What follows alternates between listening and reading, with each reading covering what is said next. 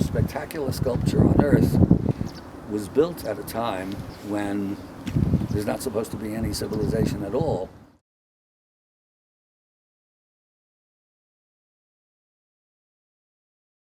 Hey, what's up everybody? It's NEXT. I'm on the Giza Plateau today. You can see we're here at the Sphinx enclosure.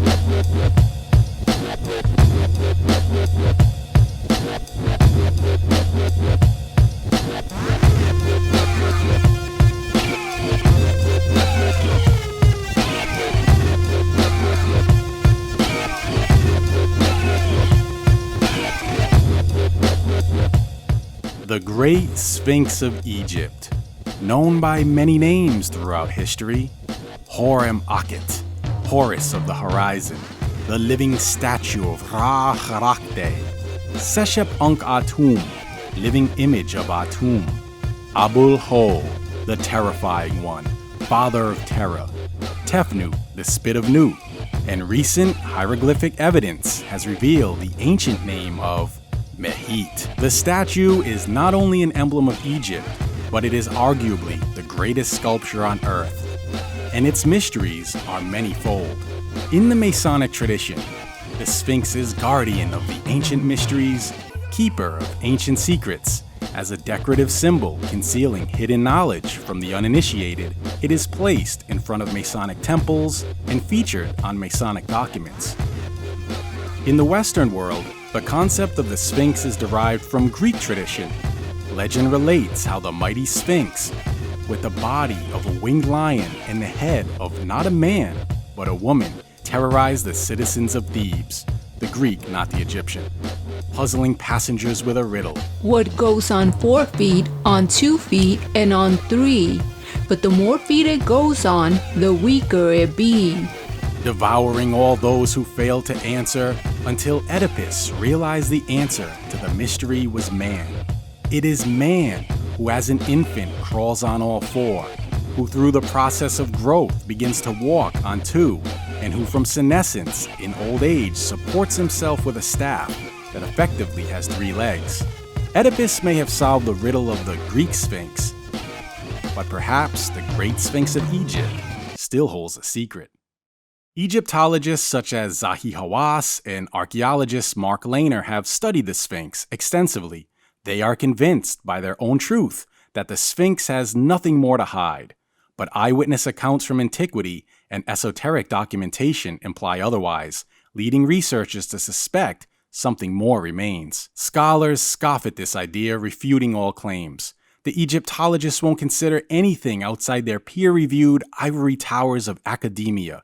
But just because you are not an expert in the field of Egyptology or archaeology doesn't mean you have to accept a single slice of the institutionalized orthodox view. Truth is often represented by many perspectives and/or opinions.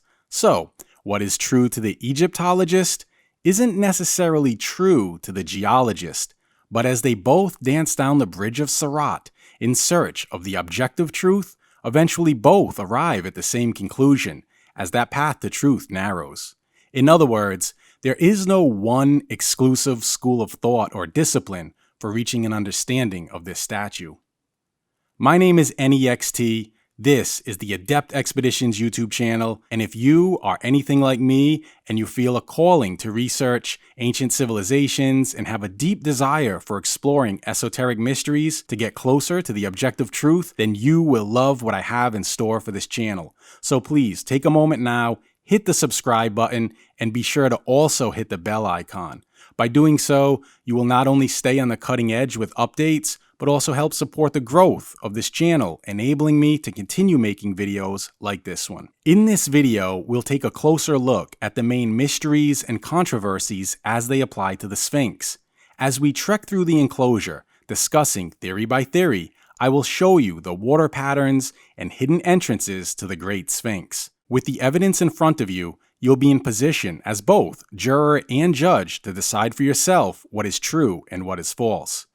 Our emphasis in this video is to bring significance and meaning to the mysteries and splendor of the Sphinx, which is, of course, what brought you here. I will also share some photographic evidence I recently took of a hidden entrance at the Sphinx, adding to the existing record for your own observation and research. I believe there may be something more to the Sphinx, something below, and there is something that is currently concealed from the general public. So stick with me as we investigate the statue we commonly call the Great Sphinx of Egypt.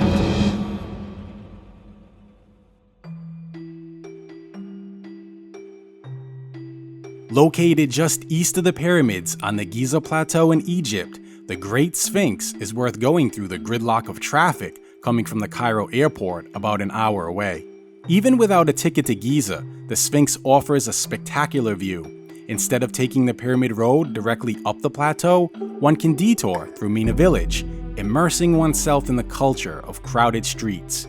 Crowded not only with people, but animals, local shops, trash, and private houses north and east of the Sphinx. At the southern end, the road widens into a broad plaza where, without warning, the couchant Sphinx comes into view, gazing overhead into the eastern horizon. A standard ticket gets you general access to Giza, but not inside the Sphinx enclosure itself, which requires special permissions that come along with a high price tag, best absorbed by a group tour like the tours that I lead and make available for you to join at adeptexpeditions.com.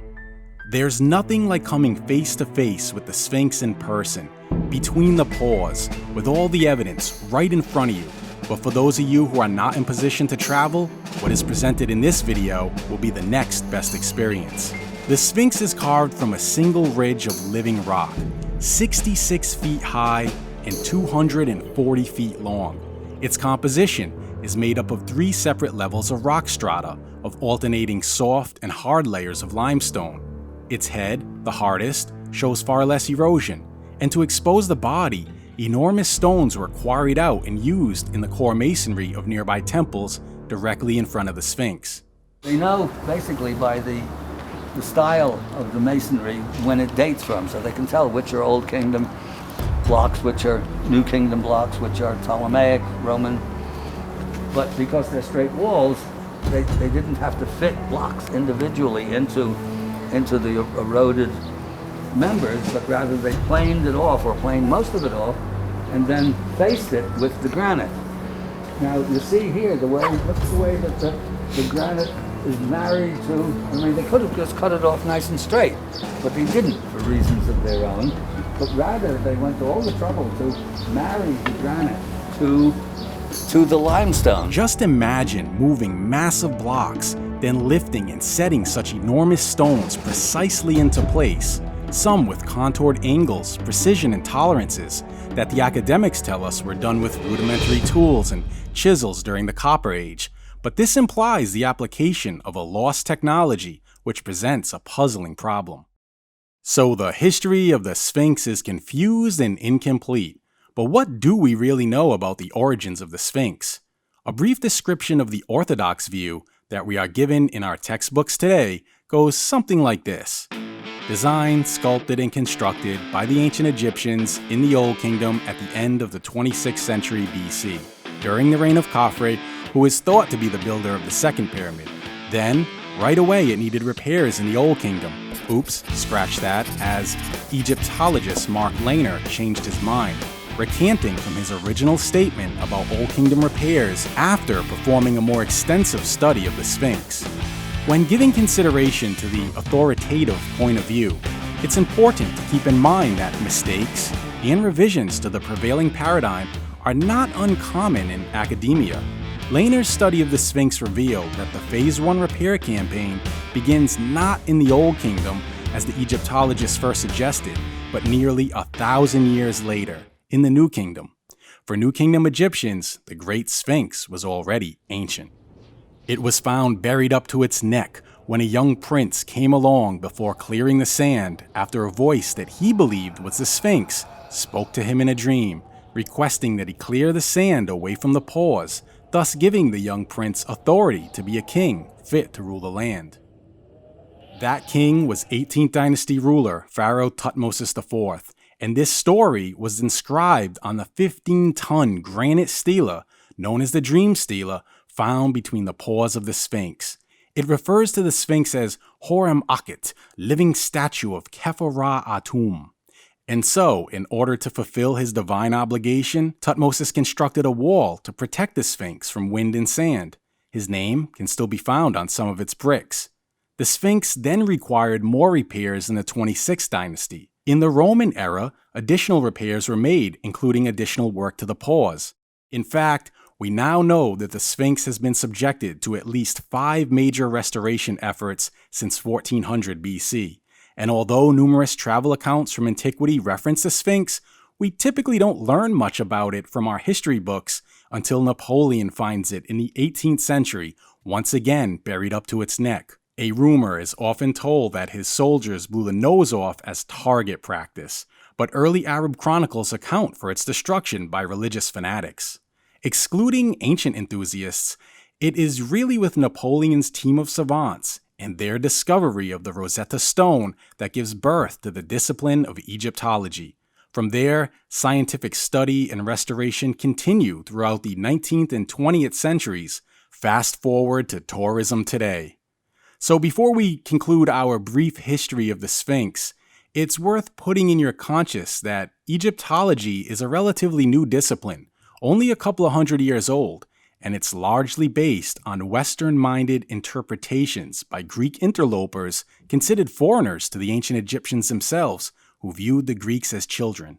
So the Sphinx we see today was allegedly carved some 4,500 years ago after the pyramids. But there is an alternative view that the origins of the Sphinx are much more ancient, dating back to at least the 11th millennia BC. The fact that a certain pre-dynastic map of Egypt was said to exist is not something that is well known, but it is something that was said to be sought after by royalty. While traveling along his route from Ani, ancient city of Armenia, to the Izraman Valley, on his quest for esoteric knowledge, the great mystic George Ivanovich Gurdjieff encountered an Armenian priest.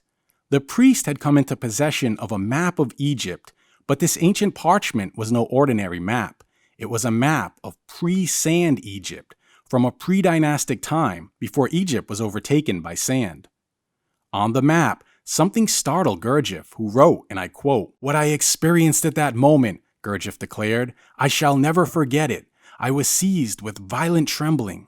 What I saw, was it not precisely what I had spent long months of sleepless nights thinking about? What was it that Gurdjieff saw on this map of pre-sand Egypt?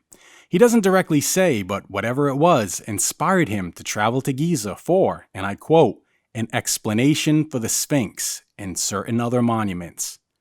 Did Gurdjieff see the Sphinx on a map of pre-sand Egypt? Assuming he did, how could this even be possible, given that we're told the origins of the Sphinx start in the 25th century BC, when Egypt had sand? Could this then mean that the true provenance of the original Egyptian Sphinx predates what academics have told us about its dynastic origins by more than just a few millennia? I would say that it's not all that unreasonable to place the origins of the Sphinx back to, and perhaps even before, the Younger Dryas period. After all, when we look at the cultural evidence, even the ancient Egyptians themselves reference much older periods before the Old Kingdom. To better understand this, all we really have to do is look at 2 of their chronological documents. One is part of a stela called the Palermo Stone, given the name because it's kept in Palermo, Italy, and the other was discovered at Deir el-Medina and is called the Turin Papyrus, which is a very fragmentary text but put back together from its many pieces. Both of these documents detail vast periods prior to dynastic Egypt. The first of these was when Egypt was ruled by the Neteru, meaning the gods themselves, which, if we were to consider looking through an esoteric lens, would open up for us a whole new dimension of understanding, not as gods in the Western sense, but as principles or aspects of nature and cosmology. And then there was another long period when Egypt was ruled by the Shemsu Hor, usually translated as the Companions of Horus. But my mentor felt it was best viewed as the Followers of Horus, which I take as sort of a semi-divine human being who actually attained full initiatic divinity. Unsurprisingly, all of this is viewed as nonsense by the academics, to whom sacred is just a polite word for superstition. But these documents are important because they bear witness to a tradition attributing deep antiquity to Egyptian prehistory. These accounts give the names and even the regnal years for how long pre-dynastic rulers reigned over Egypt, And when we add them up, we find that the fragmented documents are not in absolute agreement, but they are close enough in agreement that the result is a date somewhere around 36,620 years before King Narmer, the first king of unified Egypt that ruled in the early dynastic period before the Old Kingdom. This is a date that the Egyptians themselves say their civilization was founded. This, of course, is absolute ineptitude to academia, so this stuff was just discounted and not even studied by the Orthodox Egyptologists. But I believe the ancient Egyptian voices deserve to be heard and revisited with reverence. These documents need to be re-examined with a fresh perspective and not simply dismissed as mere superstition or fairy tales. One scholar who did take it serious was another philosophical thinker who lived during the time of Gurdjieff, French Hermeticist and operative alchemist R.A. Schwaller de Lubitsch, who spent over a decade in Egypt studying the Luxor Temple, which he dubbed Temple of Man. In his seminal work, In a Single Line, he relates how he observed aquatic erosion on the Sphinx. That single line gave birth to what is now called the water erosion theory, making the work in this book, now printed in English as The Sacred Science, the inspiration behind alternative research into the origins of the Sphinx today. As far as we know, Schwaller didn't recognize the importance of his own observation, and even if he did, he didn't publish it and soon after transitioned into the afterlife.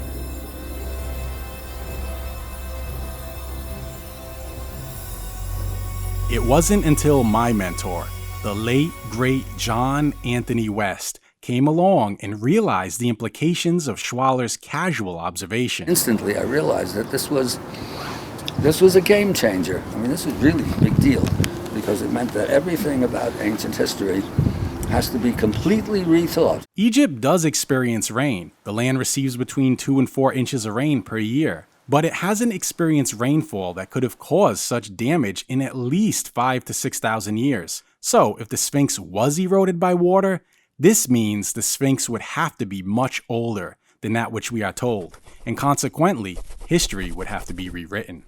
John Anthony West realized that this claim was a matter of geology, therefore it could be scientifically proven, but first, he would need a qualified geologist. But when I read it, I said, well, that's geology, and that should be demonstrable, that should be provable by qualified geologists. Eventually, a mutual friend at Boston University introduced John Anthony West to his geologist colleague, Dr. Robert Schoch. The two investigated the Sphinx, first during an informal trip in 1990, then again in April of 1991 as part of an official survey. Dr. Robert Schoch was cautious to co-sign John Anthony West's hypothesis for why the Sphinx is thousands of years older than the official timeline. And the Sphinx, this is my early work that was initiated by John Anthony West. The Sphinx is not 2,500 BC. It is my best date, at least 10,000 BC. Dr. Robert Schoch concluded that the weathering patterns are precipitation-induced. In other words, rainwater was responsible for weathering the Sphinx, not flooding as originally thought. Basically, it's water erosion on the walls of the Sphinx enclosure, on the Sphinx, and this cannot have occurred during the hyper-arid conditions of the Sahara Desert over the last 5,000 years. And it's not Nile flooding, forget that. That's just doesn't work geologically. It would cause undercutting that you don't see. We have wind erosion on structures that are classically dated to the same period. And I hope you can see that the wind erosion and the rain erosion are very, very different. The enclosure wall is actually more important for the theory because the Sphinx has been covered over and repaired and re-repaired. So it's very hard to get a fix on it. But the strength of this theory may rest upon the evidence of vertical fissures on the southern and western enclosure walls, proving it had been affected by vast amounts of rain erosion. In the last decade, the authorities have blocked some of the evidence, as you can see here, with the fill covering over this vertical fissure. So here you can see they're starting to fill a lot of that out. However, weathering patterns are still visible on the southern and western walls of the enclosure. Take a look here for yourself. The erosion is easy to see. The lower rock is somewhat softer than the rock attributed to the upper member, which is harder than the lower layer, which proves that this is not Nile flooding that caused the erosion.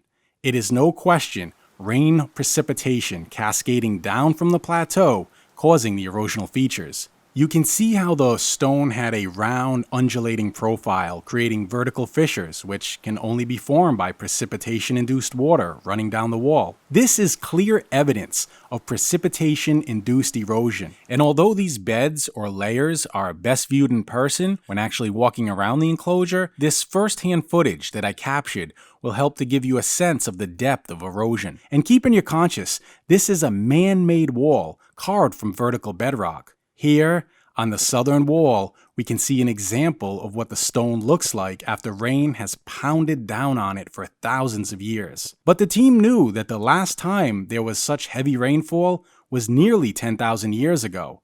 That's more than twice as old as history tells us about the origins of the Sphinx. Dr. Robert Schoch's findings were well received and confirmed by a number of geologists who offered to jump on board with the project. This is the GSA, Geological Society of America's annual meeting. It's sort of the Super Bowl of geology. Anybody who has anything new in geology has a presentation at this event.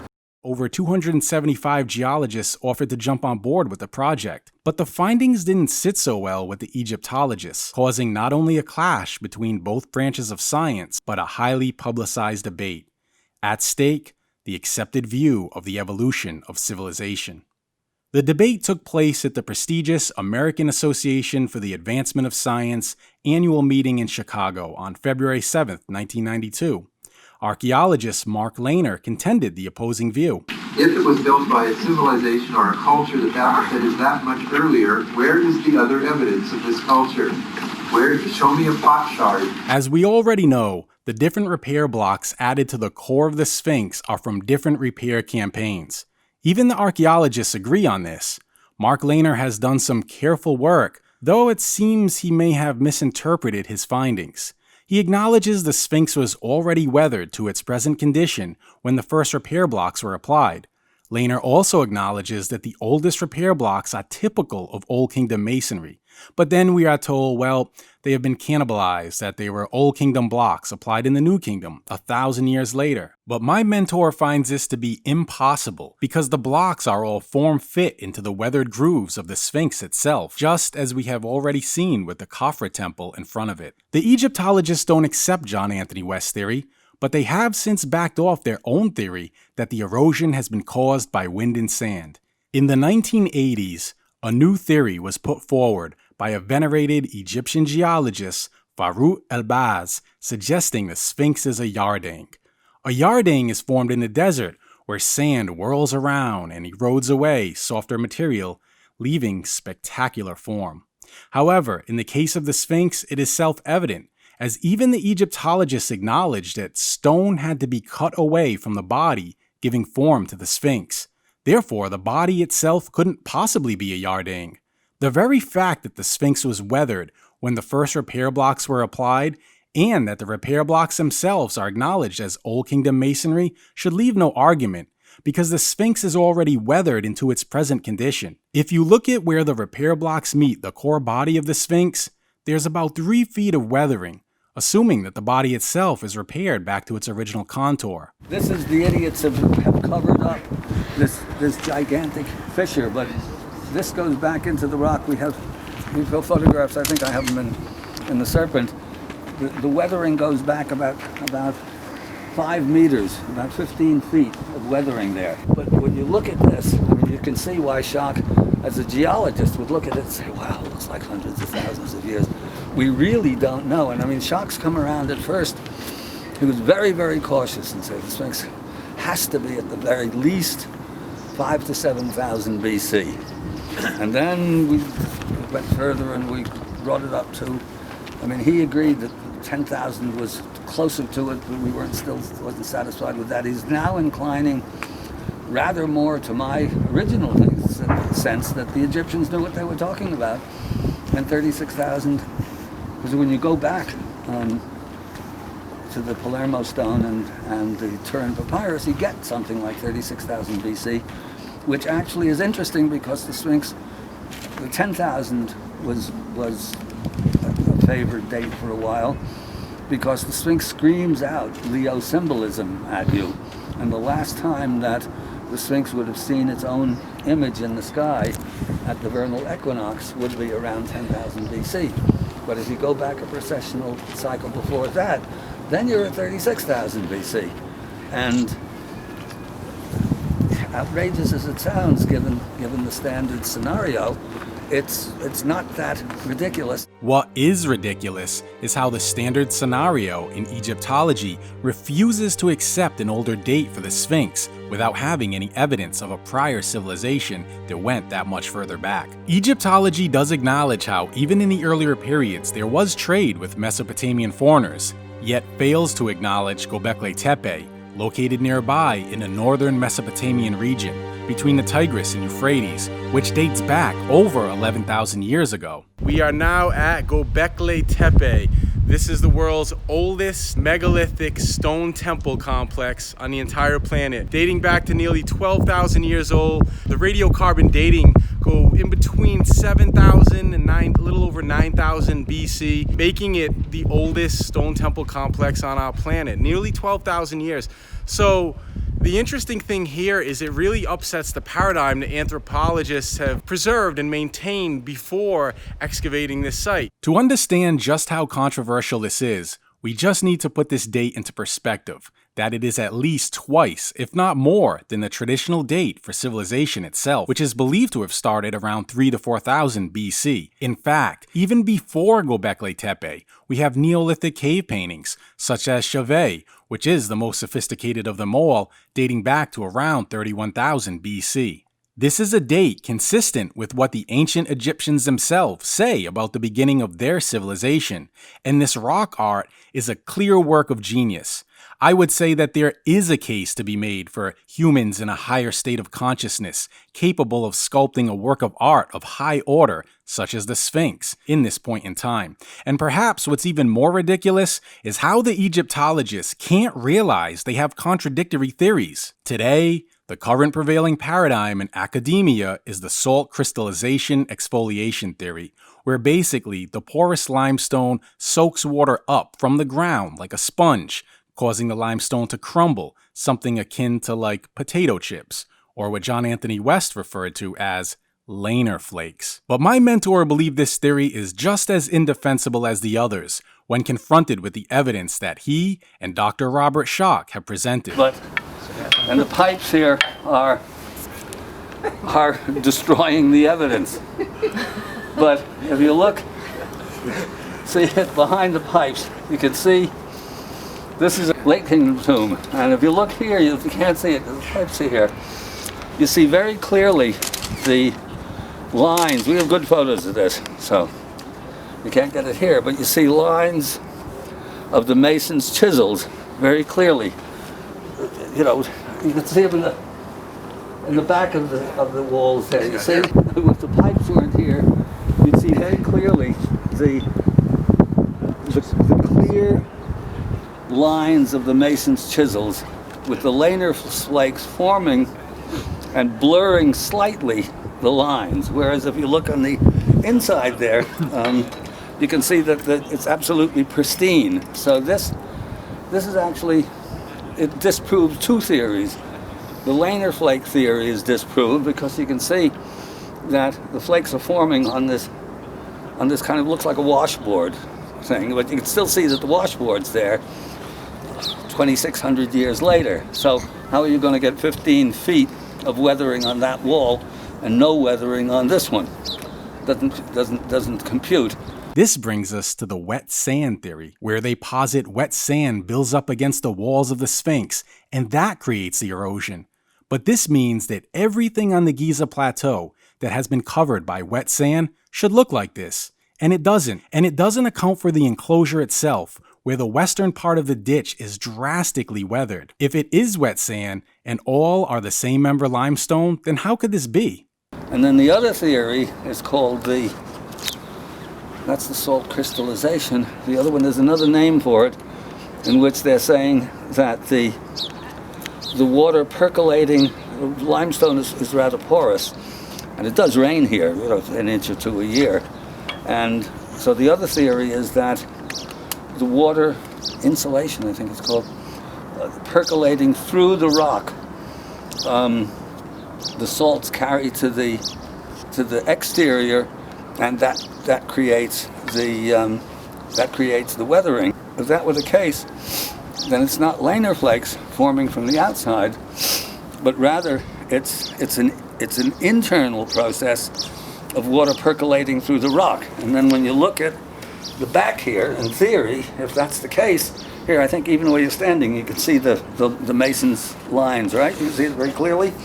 So that should be weathered on the inside there, if that theory had any validity to it. So you can see why we're very anxious to get our geologists here, a bunch of them, to look at it and to see if the opposition can figure out some way to explain, to rebut that argument. So this is an important little place if they just get this stuff the hell out of there. What it's doing here, I have no idea. It's scaffolding, so maybe they're planning on... Well, yeah, but this is new. I mean, this wasn't here the last time I came up here. They knew you were coming. Yeah, that's right. Okay.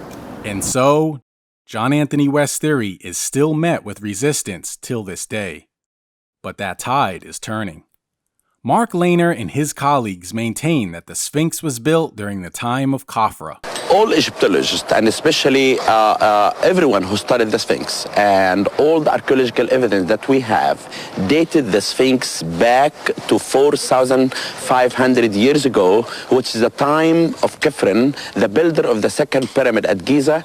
Even Mark Lehner, who's a colleague of mine, tried to make a computer modeling of the Sphinx, and through a statue found in it's now in the Museum of Fine Arts in Boston, with the computer, they found that the face of the Sphinx now exactly look like Khafre. Mark Lehner used computer technology to superimpose the face of Khafra over that of the Sphinx, claiming that the face of the Sphinx is indeed Khafra. However, I don't find this to be all that convincing when giving consideration to the perfect symmetry, geometry, and recurring characteristics found in most Egyptian motifs, as demonstrated here in the work of master craftsman and engineer Christopher Dunn with this image of Ramses. Try for yourself and you'll see, just about any face could work if one works to make it fit, fitting whatever their narrative may be. In fact, John Anthony West consulted New York City detective Sergeant Frank Domingo, a leading forensic expert who proved the face of the Sphinx is not the face of Khafra. For example, you can see here, the Sphinx mouth is wider, whereas Khafra has a finer mouth, and the eyes of the Sphinx are much larger in comparison to those of Khafre. But you be the judge. Are they one and the same? Let us know what you think in the comments below. Unquestionably, the face of Khafra cannot be the same face that we see in the Sphinx. If the Sphinx isn't Khafra, then who is it? From a symbolist point of view, the Sphinx with a human head symbolizing consciousness, intelligence, humanity's ability to partake in the divine, and its mighty feline body is a symbol of control over animal instinct. This, of course, conveys an esoteric lesson relating to the royal principle. But given its size disproportionate to the body, its head may not be the original. So we must call into question the identity of the Sphinx. The locals today know the Sphinx as Abul Hol, or the Father of Terra. But the Old Kingdom Egyptians didn't refer to the Sphinx by this name, nor by the title on the Dream Stealer, Hor-Emakhet, or Horus of the Horizon, as that was in the New Kingdom. So then, what was the ancient name of the Sphinx? NEXT here. We are standing in front of the chemist shop. One alternative idea, perpetuated by proponents of the School of Chematology, a discipline created by author Stephen Mailer, suggests that the identity of the Sphinx is Tefnut, the spit of Nut. The Kemet school believes that their teachings come down from an oral indigenous tradition and has been kept secret by a tight circle of initiates for thousands of years, claiming not only that the identity of the Sphinx is Tefnut, but also that she was definitely carved from the bedrock 54,000 years ago. This alleged tradition is said to have been passed down to the head of a local family, who, in the interest of fairness, was one of the first 4 families to settle in Nazlet El Saman, the village located directly across from the Sphinx. The so-called indigenous wisdom keeper Abdel Hakim Aywan, who you may have seen in the popular film The Pyramid Code. Let's just go her quickly, why she is what she is. Now, according to his tradition, Sphinx, as I said, was the first thing done 54,000 years ago. This is the story he gave. Nut was the sky. Nut is the great mother. Nut controls all that's created and all that's uncreated. So the legend comes down. When Nut wanted to manifest on the earth, she spit. And that's Tefnut. And that is the Sphinx. Now why? Why? You say, why do we say she spit? Again, Tefnut also means moisture, humidity, you know. Every time, and I'll use the scientific term, we expectorate, it's different. It has no mass, no volume. So what do the ancients say? You cannot define the Great Mother. But if you must, we'll make a statue of her. The spit of the mother. But that's about as good as it gets for the chematology framework for why the Sphinx is Tefnut, a netter who does have attributions to a lioness. But if the Kemet school's teachings and this firm date of 54,000 years rests upon nothing more than the mere words of a local man told to an American tourist looking to write a book, then how are we to believe that any of these so-called Cometian teachings are factual? I've led a tour and collaborated with the self-proclaimed chematologist, and I was brought in to produce a biopic documentary film on Hakim. So I have already deeply researched and investigated these teachings for several years.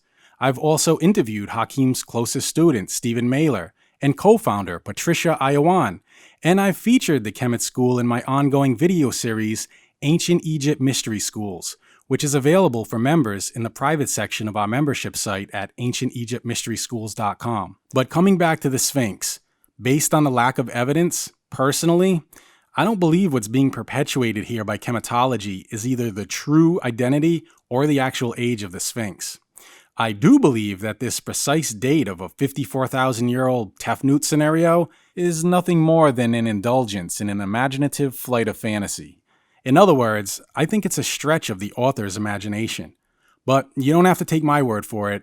You can draw your own conclusions, do your own research. I will be releasing the full video presentation on the teachings of chematology here on my YouTube channel. This way, you can have all the pieces laid out on a table for your own discernment. Using discernment is something I strongly encourage, especially in this field. Now, there are numerous alternative theories, ranging from Khufu to Djedefre, but as we have already mentioned, most scholars believe it was the face of Khafra. If it is Khafra, then what proof do they have? There is the accepted fact that the stones were quarried away from the Sphinx ditch and used to construct a temple in front of the Sphinx, where a statue of Khafra was found buried. And on a dream stela, erected in the New Kingdom by Thutmose IV, there is a damaged cartouche missing 2/3 of the title, thought to be Khafra. There is also the solar theme, believed to be connected to Ra, and Old Kingdom pottery fragments were found under an abandoned quarried block before its placement in the Sphinx temple, and other Old Kingdom remains were found inside the enclosure.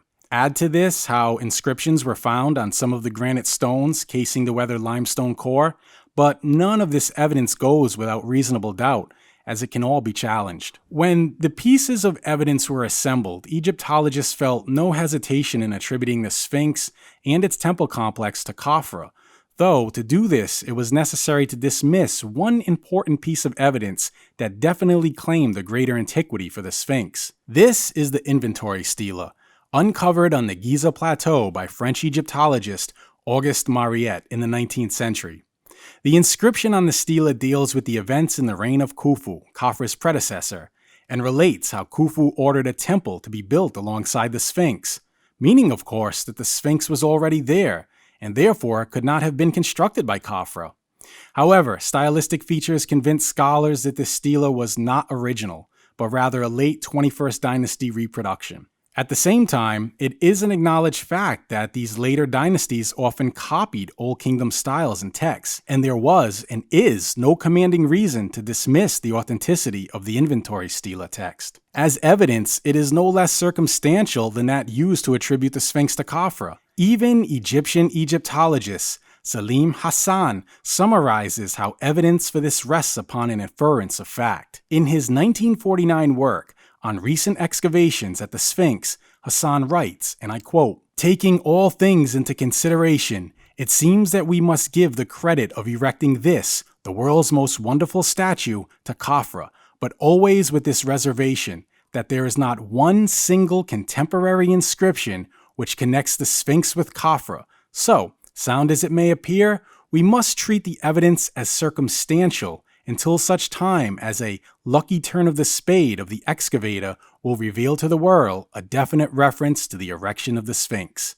End quote. Maybe it's not a lucky turn of the spade that will reveal a more definite reference, but rather a careful observation. Author of the Sphinx Mystery, Robert Temple, believes the disproportionate head of the Sphinx has been recarved from the original head of Anubis. His thesis is based on an inscription that was found on the middle toe of the left paw of the Sphinx and erosion patterns inside the enclosure, which he suggests was a moat.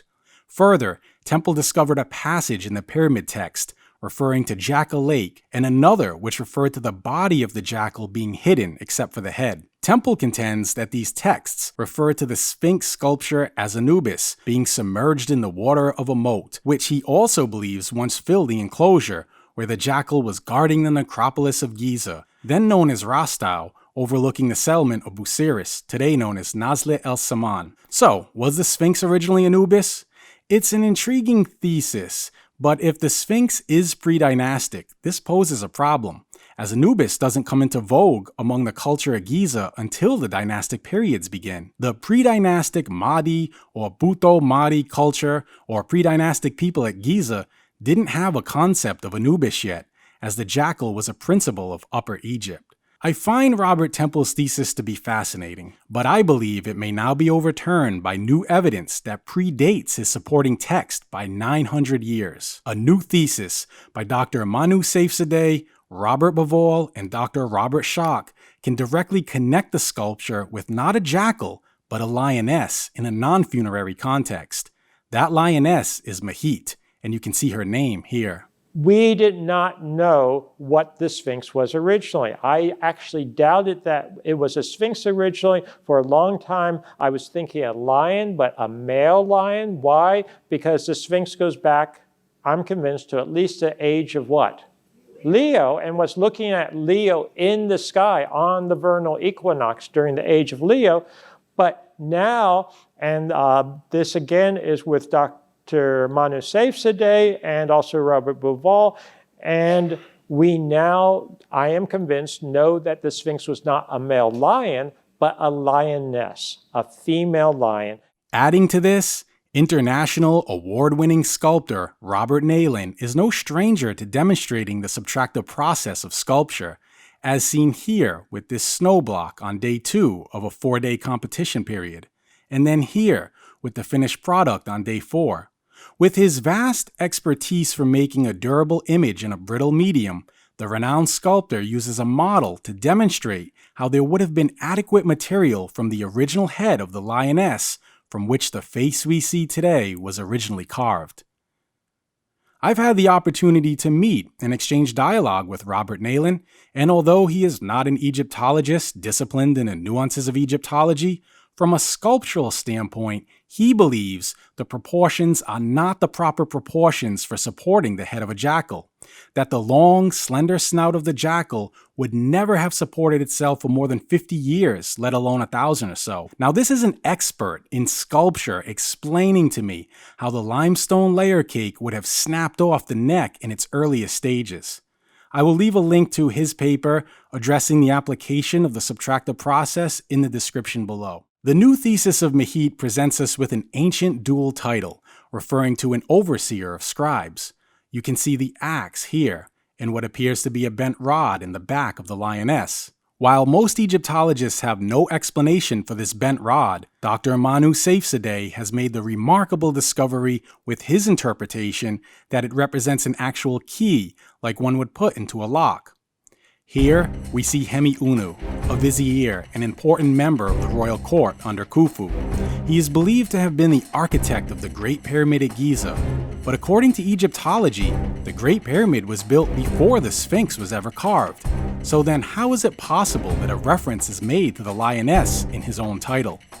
Given that the Egyptologists maintain their current truth, that is that the Sphinx did not exist before Khafra, then naturally they wouldn't think to look for a name that predates Khafra.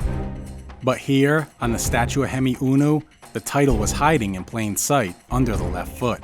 Just as many believe something is hiding under the left paw of the Sphinx, which has not yet been probed with non-evasive technology like fiber optics, something that many, including myself, believe needs to happen, and why videos like this one that invite open-minded dialogue and constructive conversation need to continue, because without further pressure from the public, it may not happen. This artistic rendition is of an image on a stela taken from the 4th dynasty tomb of Wepum-Nefret in the Western Cemetery at Giza, as seen here in this photo, looking to the west, taken from the top of the Great Pyramid of Khufu. On the stela, you can see the lioness with the bent rod on its back. Just above is the symbol for a loaf of bread. At the very top is an axe. Below that, to the left, we have the inkwell and reed, tools of the scribe, those who were responsible for recording and storehousing the sacred knowledge. And here, we can see the sedge, a glyph representing the heraldic sacred symbol for the south, Upper Egypt. Mystically, it has a protective function attributed to the divine king as a royal principle.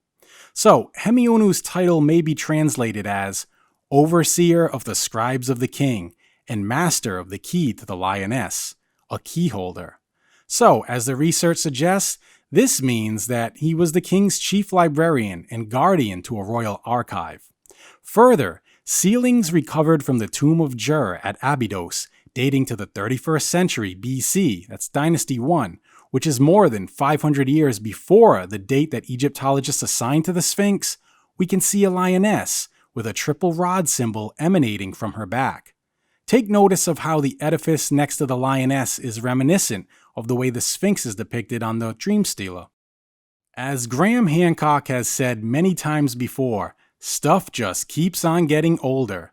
And I agree, because now that we know her name as Mehit from the 4th dynasty tomb of Wepum-Nefret at Giza, we can trace the same identical iconography of Mehit all the way back to pre-dynastic times. Inventory tags, made of ivory and bone, were discovered by the German Archaeological Institute at the necropolis of El Ghayab at Abydos in the Scorpion King's tomb, Uj.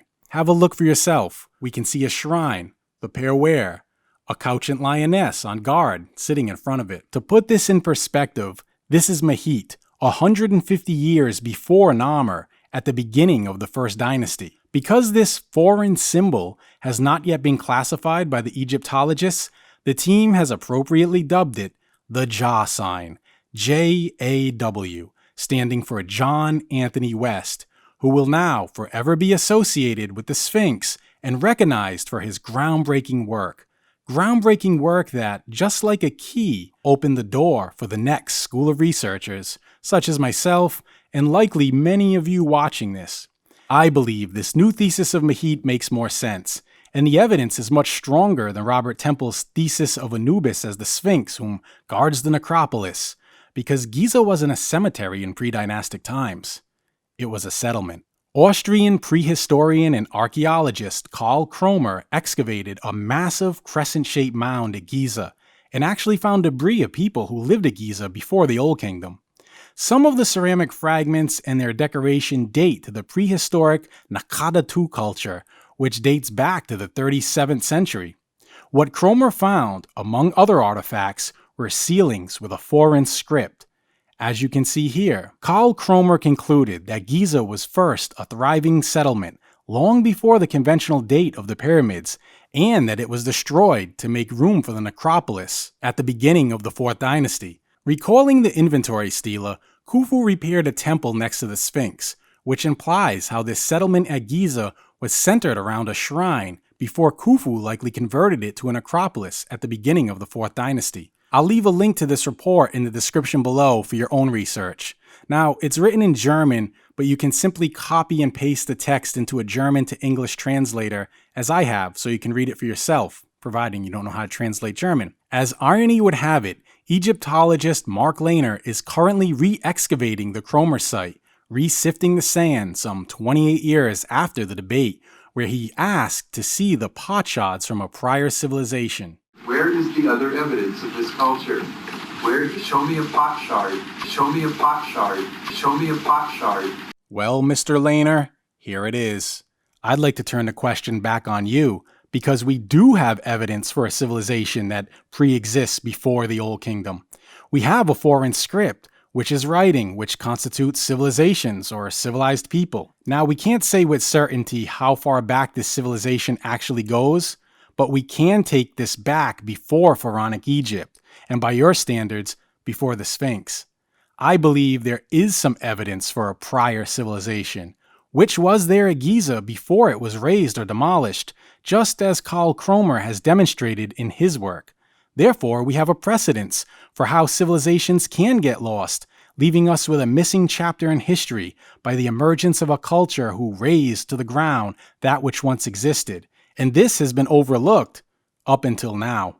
The question posed by Mark Lehner fails to acknowledge this, when in fact the evidence is in the archaeological record. Brought forth in Carl Cromer's work makes it plausible to say it happened at Giza. Therefore, I believe it's possible that the people who sculpted the lioness, let's call them the cult of Mehit, have left us no evidence, because it was the result of destruction by the emergence of new people. We clearly have evidence of a pre-dynastic civilization, and as it is now being realized, Giza was a settlement, not an acropolis. The Jah sign is actually not hieroglyphic, but a foreign symbol from the Bhutto Madi language zone. This textual evidence takes Mehit back to 3200 BC, and the geology as we know it further pushes it back. Where is the other evidence of this culture?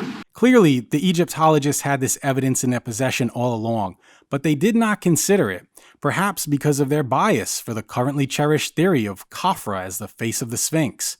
So it becomes easy to see why Dr. Manu Saifzadeh and his colleagues believe it was a lioness and not a jackal that was sitting there guarding something below. This now takes us to the hidden entrances of the Great Sphinx. In 1939, the American psychic and sleeping prophet Edgar Cayce coined the now popular term Hall of Records, while revealing a precise location for its whereabouts under the paws of the Sphinx. But he was not the first to promote this concept. It is a little-known fact that in the previous decade, in 1927, esoteric author and clairvoyant Hugh Clayton Randall Stevens, under his pen name El Idros, referenced a certain Hall of Mysteries beneath the Sphinx, as he described ancient initiations that once took place there and how Giza was a Masonic center complete with temples of initiation in his book, The Chronicles of Osiris, published 1927. Now you may be wondering if Edgar Cayce was aware of this work.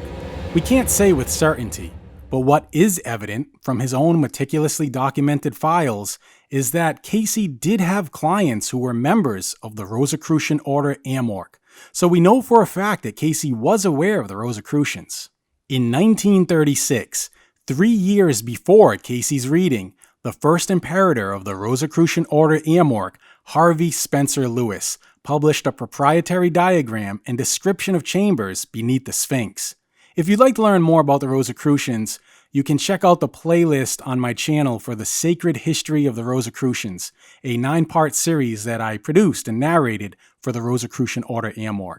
Diagrams bearing a striking resemblance to what the Rosicrucians published were later published by the Knights Templar of Aquarius, an organization founded by Hugh Clayton Randall Stevens in March 1954. Although the diagrams were attributed to a work that Stevens authored in 1935 titled A Voice Out of Egypt, he claims his information and diagrams were originally channeled before 1928. This alleged date would predate the diagrams published by Harvey Spencer Lewis, which Lewis states are derived from Rosicrucian secret manuscripts. This has led some skeptics to suspect plagiarism by one of these two authors. But Harvey Spencer Lewis has authored a plethora of original work for the Rosicrucian Order Amorc, whose sacred history may be traced back to the mystery schools of ancient Egypt. As we have already mentioned, Napoleon savants were responsible for the origins of early Egyptology, and the Sphinx is depicted in illustrations as being buried up to its neck when the Napoleonic savants arrived. But antiquarian accounts, originating with local Arabs, refer to how the sand was actually cleared away by the French, and that they actually discovered a door or entrance into the Sphinx. Further, what is not widely known outside of esoteric circles is how Napoleon was not only a Rosicrucian himself, but how he was the Grand Master of the Rosicrucian Order in France. Today, his collar can be found on display inside the research library at Rosicrucian Park. In order to understand the relevance and importance of these implications, we must revisit the fact that a number of artifacts and Rosicrucian manuscripts have indeed been passed down to Harvey Spencer Lewis after his initiation into the Rosicrucian Order in 1909 in Toulouse, where he was initiated in secrecy, under oath, and given the mandate to make the ancient teachings accessible.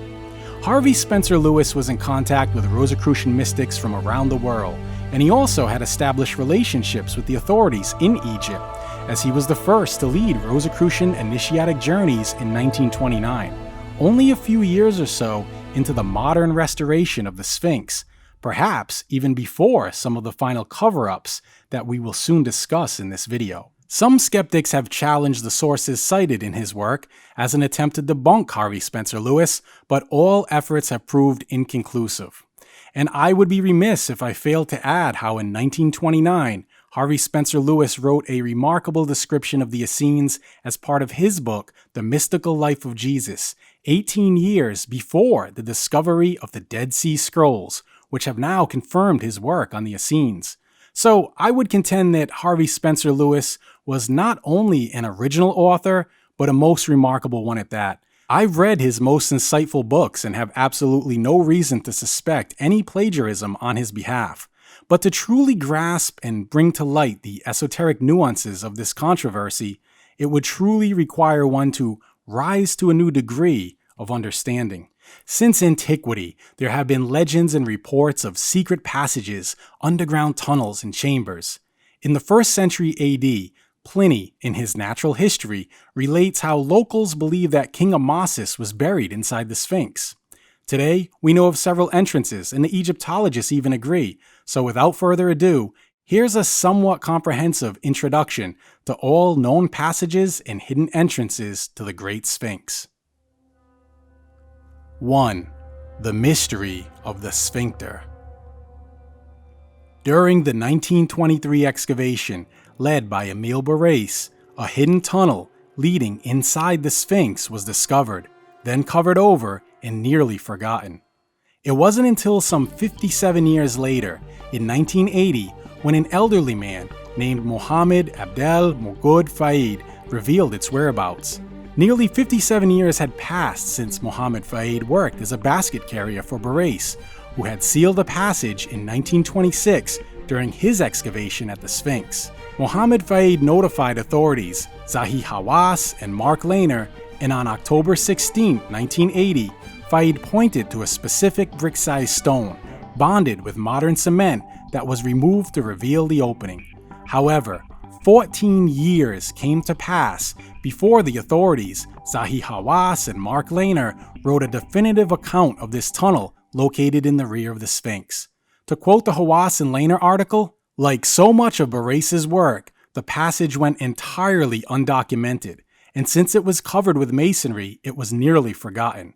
End quote. One has to wonder what else could be covered over by masonry from previous excavations, or has gone undocumented. If the worker did not notify the authorities 57 years after his original observation, they, and therefore we, may not know about this passage today. The passage is located on the north side, near the tail, and has 2 segments at right angles. One descends for 13 feet before truncating into a dead end. The upper part runs for a similar length and ends at a small niche about 3 feet wide and 6 feet high. Who carved the passage remains a mystery. It is possible that the passage was made by British Egyptologist Howard Weiss, whose journal mentions that he had bored near the shoulder and near the tail, but without providing further details.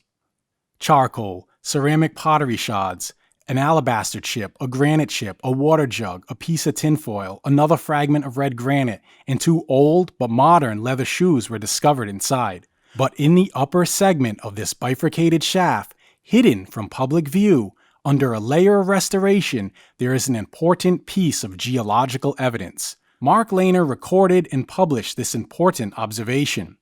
He noticed that the softer second member rock had already eroded for a long time before it was cased during the first restoration. This is the restoration that is now attributed to the New Kingdom, even though Zahi Hawass himself has once acknowledged that it was Old Kingdom repair. So the upper shaft preserves an important piece of evidence pertaining to the geological age of the carved monument, sealed under a layer of restoration. So the question was put to the Egyptologists: why would Old Kingdom Masons repair a monument they allegedly just carved out of the living rock? The first explanation, given by Zahi Hawass, was that the goal was to stabilize the brittle base of the Sphinx. But as we learned from Mark Lehner's account, the base is the harder, non-eroded first member rock, which forms a shelf under the already eroded second member. So the restoration's goal was to recreate the curvature of the eroded rump, using blocks identical to those used during the Old Kingdom, forming the stone to fit the eroded limestone, as my mentor John Anthony West has already pointed out at the Khafra Temple earlier in this video. 2. A shaft on the back. This next mystery is a real pain in the back, pun intended. There is another shaft where a geological fissure has been identified, located on the back of the Sphinx, that some believe led to a burial chamber, as documented by numerous antiquarians. For example, the German theologian Johann Michael van Sleben, aka Father V, visited Egypt twice, in 1664 and again in 1672. He was the first person to document the so-called burial shaft in the Sphinx in his 1678 publication of The Present State of Egypt. The shaft or passage was mentioned again by the Englishman Ellis Veriod in 1678, who published his own account 23 years later in 1701. In 1721, the English priest Thomas Shaw also visited the Sphinx and mentioned chambers in his account published in 1738. In 1733, the Sphinx was studied again by Charles Thompson, who mentions an entrance on the back and subterraneous passages. In 1743, Bishop Richard Polecock further documented both the shaft and chambers beneath. And in 1738, the Danish naval captain and archaeological explorer Frederick Norden not only mentioned them, but was actually the first illustrator to properly draw the Sphinx without its nose. Now, for the sake of brevity, I will spare you all the details from each of these accounts, which have remained unknown for centuries, but all of these have been curated, translated, and published in recent decades by author Robert Temple in his book, The Sphinx Mystery, to which I'll include a link for you in the description below. To put this in perspective, only a couple of decades after Frederick Norden's exploration, Napoleon's campaign arrived, but by now the Sphinx had become impenetrable due to windblown sand. In the 19th century, what is considered to be the first extensive excavation took place in front of the Sphinx. At this time, the sand was cleared away by the Italian explorer Giovanni Battista Caviglia, who also entered and documented subterranean chambers. It was further studied again by French archaeologist Auguste Mariette, whose account was published in 1855. In the 1850s, Mariette cleared out the shaft on the Sphinx's back, but he realized it was nothing more than a widening in a natural fissure. The remnants of what is to believe to be a wooden sarcophagus was found inside, but what's really strange is that this evidence was burned. The Roman philosopher Pliny the Elder, from whom we get the proverb, "Home is where the heart is," and the first encyclopedia, believed that the Sphinx was transformed into the tomb of King Amasis. Though this vertical shaft is the product of a geological fissure that has been widened, we still have to question the existence of this so-called burial chamber. Today, it is not possible to further examine because in the 1920s, Emile Barrace, in his effort to restore the Sphinx, obscured the passage by lining the 6-foot-wide fissure with limestone blocks and then covering the bottom of the shaft with cement before adding an iron trap door. Zahi Hawass has opened the door as part of a documentary special, where some sand is blown inside as the camera pans in, and he simply tells us it leads nowhere. But even Mark Lehner admits to the obscuring by Barrace. Now, it's difficult to say what it looked like before it was restored and filled with cement in the 1920s, making any further effort into our investigation, at least at this time, inconclusive. 3. The North Side Cover-Up. Another cover-up took place during the restoration in 1926, this time on the north side of the Sphinx. Emile Barrace sealed an opening that once led into a passage descending below the surface. Barrace made use of old blocks and sealed it over with new cement. You can see here in this photo, taken from the time of the excavation, how one worker is standing outside while the other is standing inside the cavity leading into the Sphinx. This photo wasn't released for the general public on the Internet Archive until only 2017. Evidently, this was once a way inside the Sphinx, and this could be taken apart and investigated in the same way that Mark Lehner and Zahi Hawass have removed cemented stone to enter the rump. In fact, Zahi claims that he has unblocked it. It was opened in 1926, and I had a photograph of workmen inside the Sphinx. And when we did the restoration, I reopened it again. But we have no published record other than his word in this promo video, which I have to give credit to fellow researcher Matt Simpson at the Ancient Architects YouTube channel for first pointing this out. Matt has also directed me to where this vintage photo can be accessed online at the Internet Archive. I will leave a link to the video with Zahi, the photo, and Matt's YouTube channel in the description below. From the photo alone, it's difficult to say whether the cavity is man-made or not, but one thing is certain, that this opening leading into the Sphinx is now concealed from public view. Zahi Hawass and Mark Lehner have also pointed out how there are photos from the 1925 excavation showing evidence of another large gap near the base of the Sphinx masonry inside the large masonry box on the south side of the Sphinx. This may have been an opening to yet another Sphinx passage, but as Zahi Hawass and Mark Lehner state, by the time of our work at the Sphinx in 1979, the gap was closed by limestone patching with modern mortar, end quote. So we'll never really know, as this modern mortar is once again the characteristic cement of Barrace sealing yet another opening.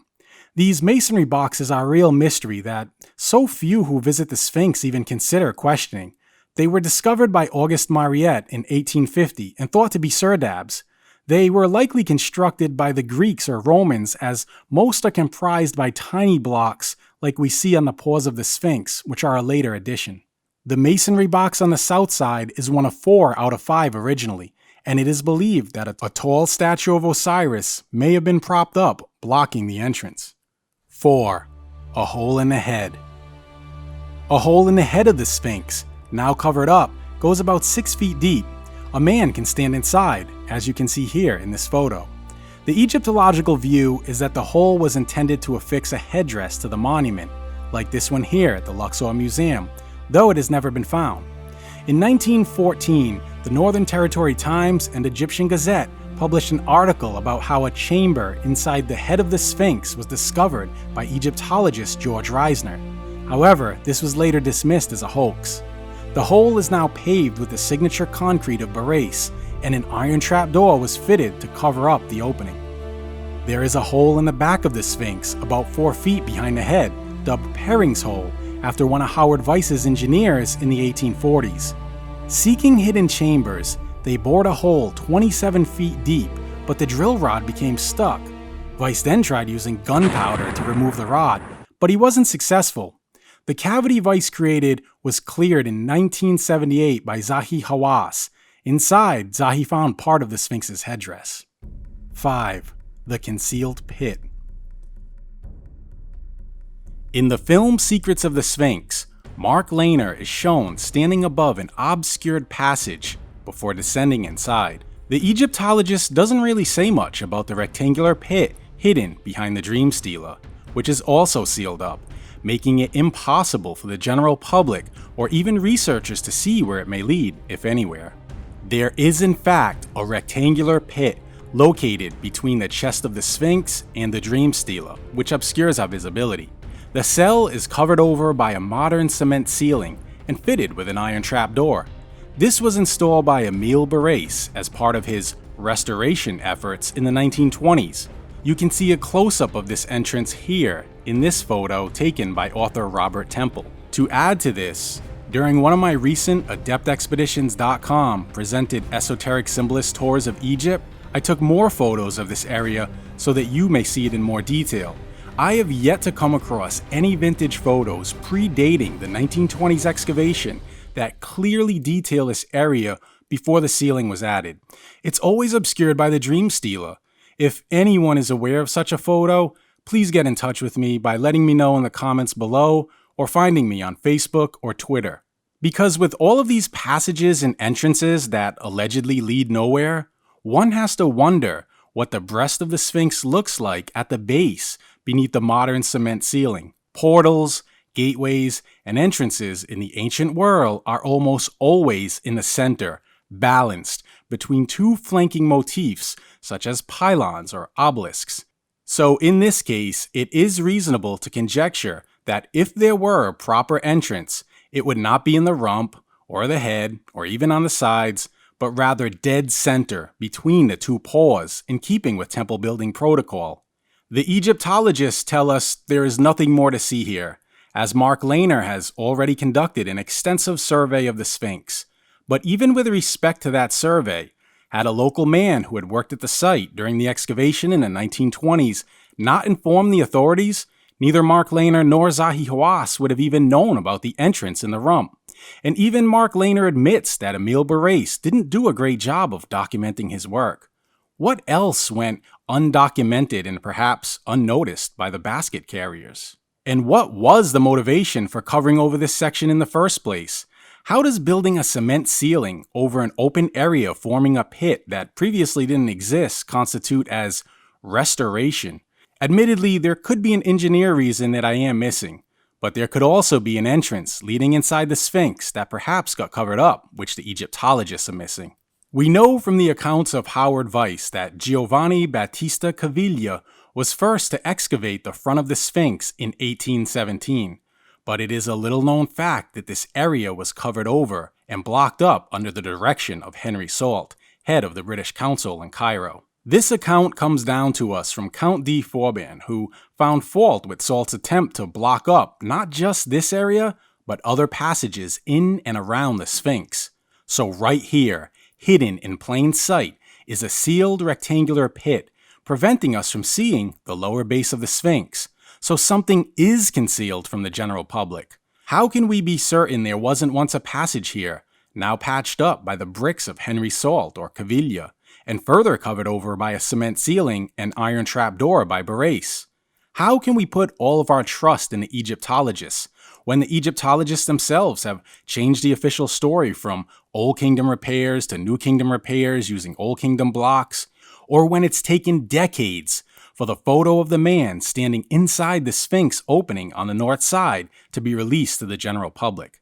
It's taken 14 years for Egyptologists to break the news and finally publish an account of the entrance to the rump. Now, in the interest of fairness, a considerable amount of time and painstaking labor does need to go into these sort of meticulously documented reports.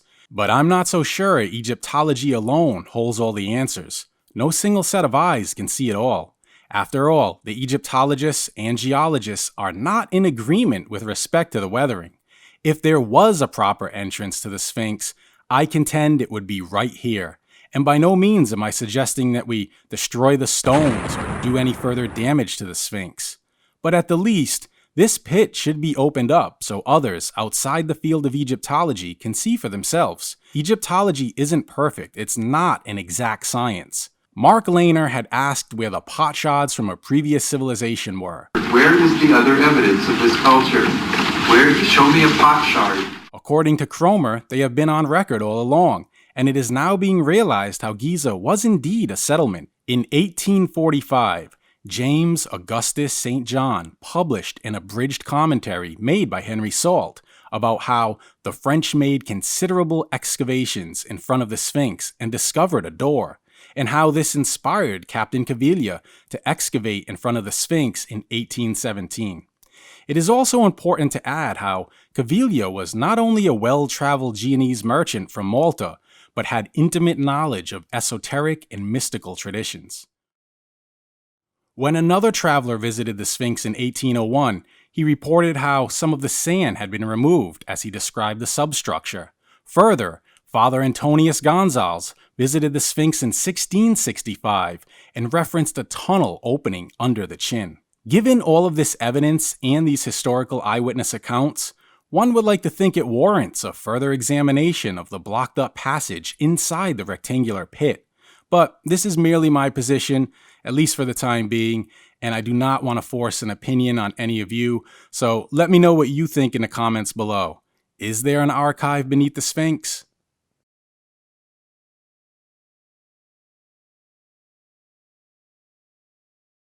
It's not on a cliff, but it is on a slope. Now, this pipe here doesn't look significant for good reason, because it isn't. But as a pipe. But what this is, there's a discovery that in the 70s, I think it was, the geologists, I think, were testing for the water table levels and stuff. Yeah. And they drilled down, and I believe it was 22 meters they went down where this pipe was, and they hit granite. Now, this is significant, actually. That's why this is important, because if they hit granite at 22 meters down, there's no granite here. All granite in Egypt, every bit of it, comes from Aswan. So if there's granite, it has to have been brought here. Now, this means that either down 22 meters, there's another structure, the granite that they use the granite for, or that here, and this it's thought that this is possible, there was like there was a canal, or in other words, I think that this stuff over here was part of a harbor that either fronted the Nile, in which case the Nile would have had a different route than it now takes by a lot. I mean, it's about, what is it, about 6 kilometers over to the Nile? So, but granite at 22 feet is very significant, and there's 66. More stuff below. Well, you would think. Before we conclude this presentation, as with any investigation into the ancient mysteries, I'd like to encourage you not to simply scratch the surface or blindly accept what you have been told by the academic authorities or even by your favorite alternative authors, but rather, let's dig as deep as we possibly can when searching for the objective truth.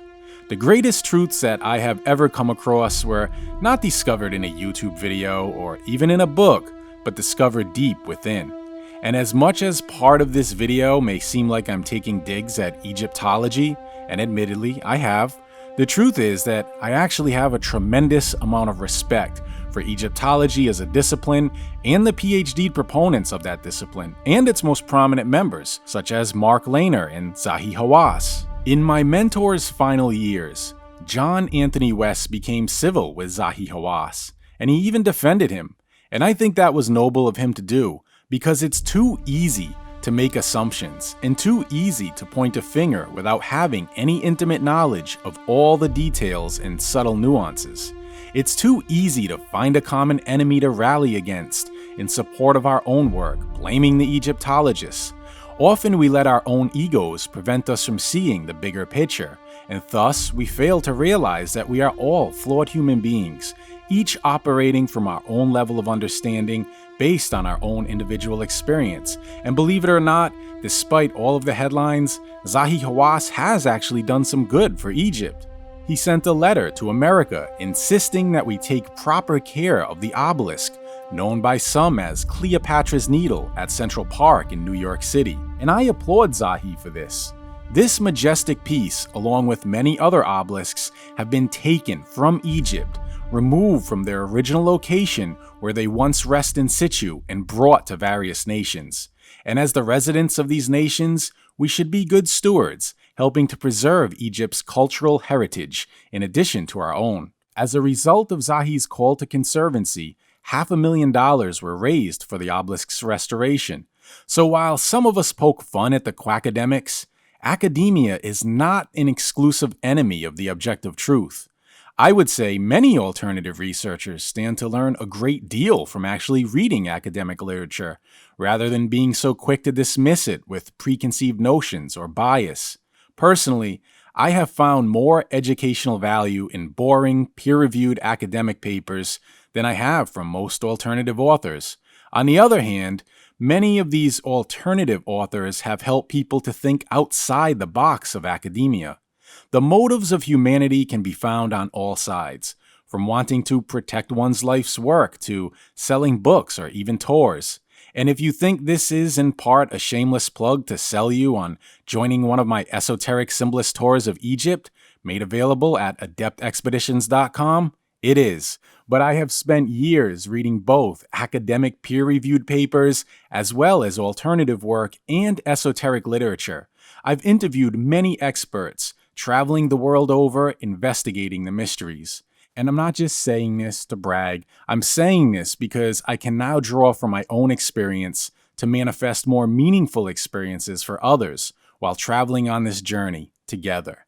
And yet, I still have more to learn myself, so from one student on a path to another, I don't even want you to take my word for it.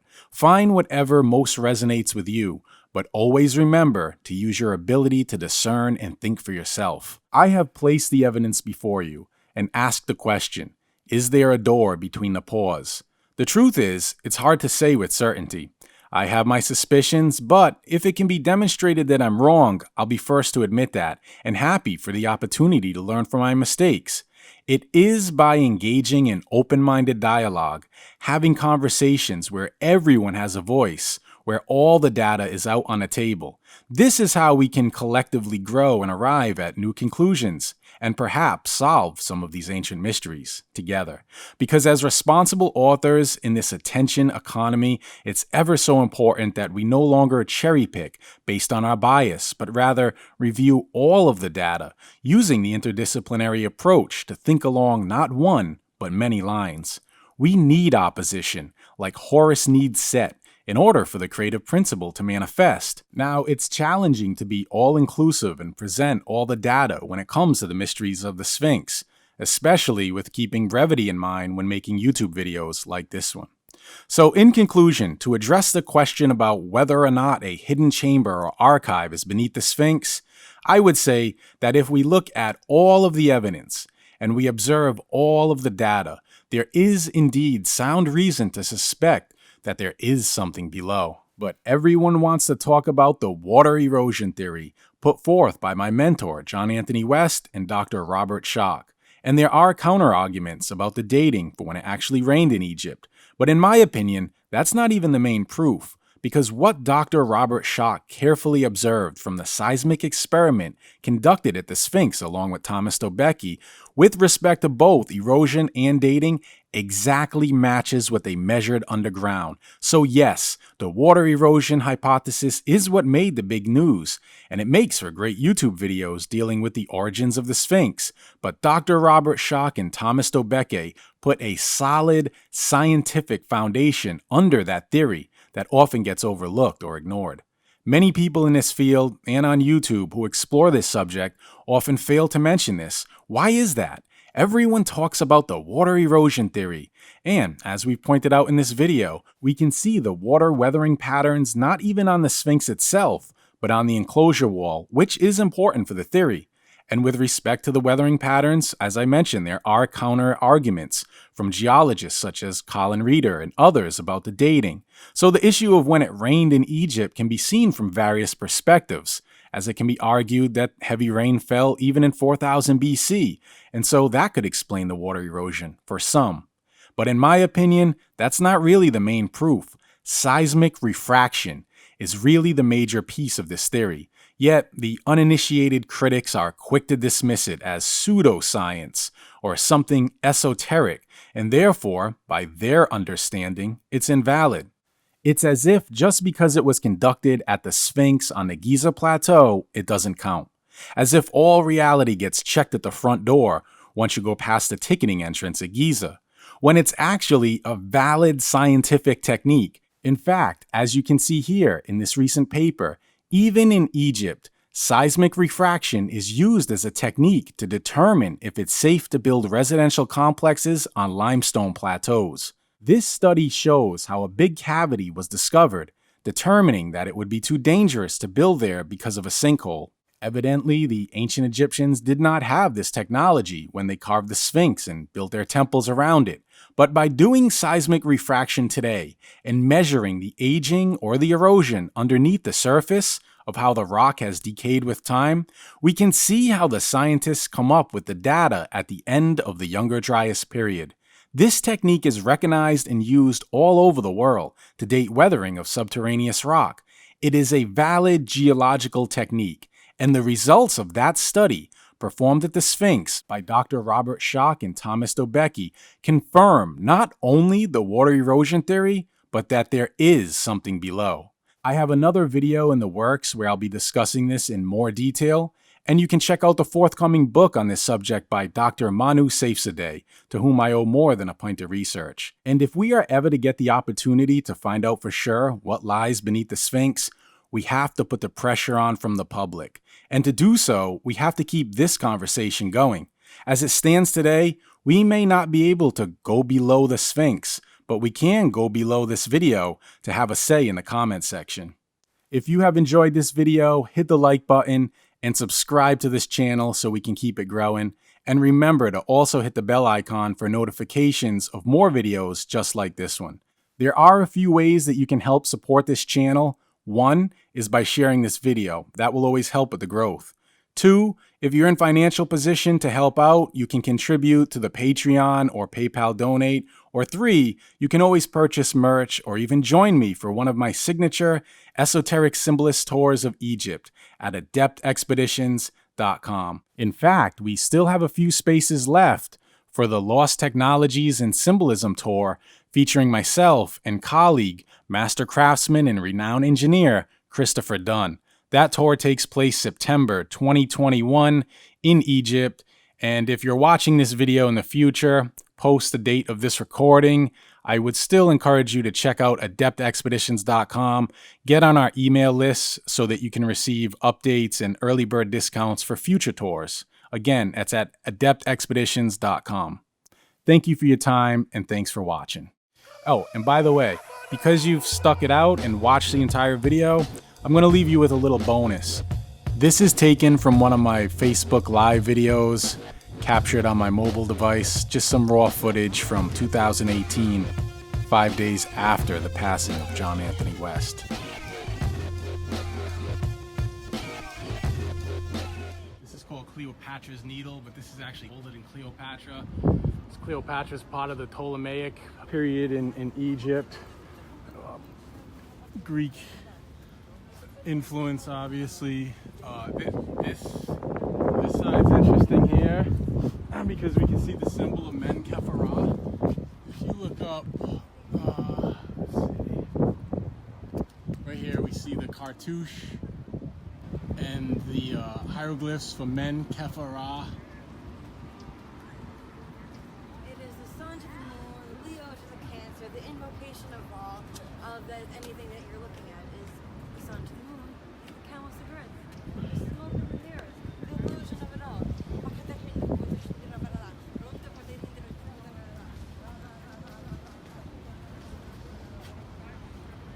This side is faded. You know, a lot of people talk about Zahi Hawass, especially in the alternative field, and you know, a lot of authors and researchers like to make Zahi an enemy. Personally, I'm indifferent to the outcome. One thing that I do want to say about Zahi,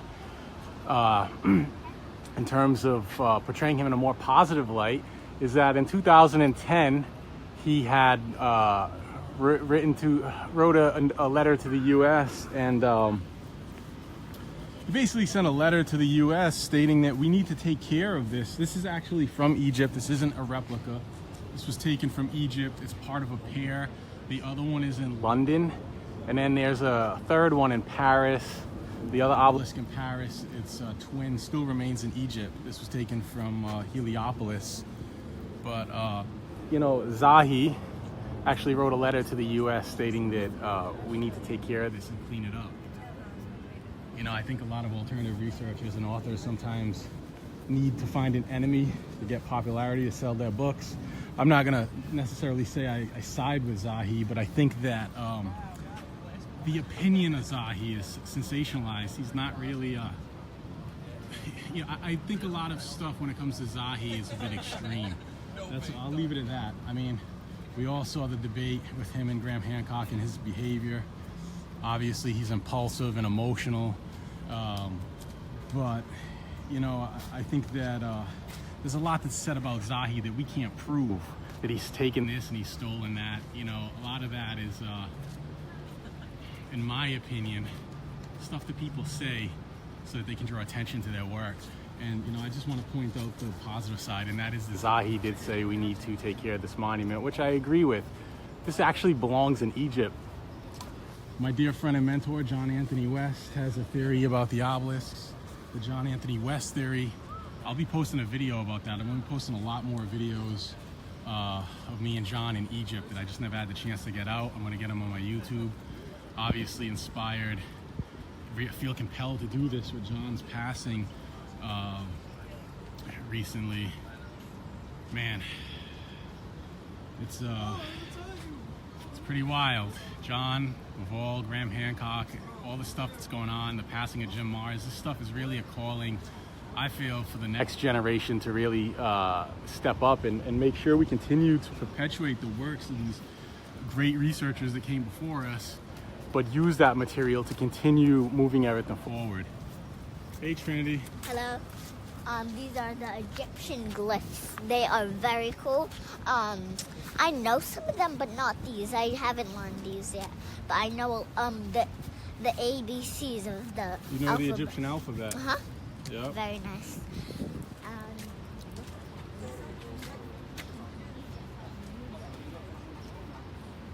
So yeah, John Anthony West has the John theory about the obelisks that they were tuning forks, and the possibility that, you know, when we move these monuments, well, they were positioned, they weren't placed where they were haphazardly, they were placed where they were with intent.